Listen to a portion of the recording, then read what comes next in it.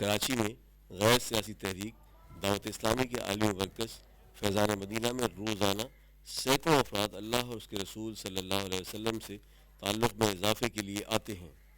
فیضان مدینہ میں لوگ اجتماعی دعاؤں میں شرکت کرتے ہیں تاکہ دنیا اور آخرت کے مسائل حل کر سکیں اور کامیابی اور کامرانی کے لیے اپنے رب ذوالجلال والاکرام سے مدد اور رہنمائی حاصل کر سکیں۔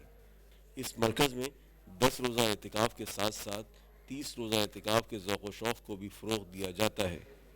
پاکستان بھر میں 66 مقامات پر 30 دن کے تربیتی اعتکاف کا سلسلہ جاری ہے، اور آپ جو یہ فیضان مدینہ دیکھ رہے ہیں، اس فیضان مدینہ میں اس وقت 2332 اسلامی بھائیوں نے 30 دن کا اعتکاف کیا ہوا ہے، جو شیخ طریقت امیر علیہ سنت دامت برکاتہم العالیہ کے حکم پر لبیک کہتے ہوئے دعوت اسلامی کے عالمی مدنی مرکز فیضان مدینہ میں آئے ہوئے ہیں اور علم دین سے آگاہی حاصل کرتے ہوئے علم دین سیکھنے کی جستجو کر رہے ہیں۔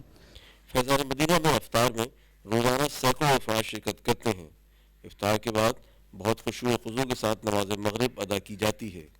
نیکیوں کے فروغ اور پوری دنیا کے انسانوں کی اصلاح کی فکر کرنے والی دعوت اسلامی اور اس طرح کی دیگر تحریکوں کی بدولت معاشرے میں اسلامی اقدار کو فروغ حاصل ہوتا ہے اور لوگوں کو ان کا اصل مقصد حیات یاد دلایا جاتا ہے۔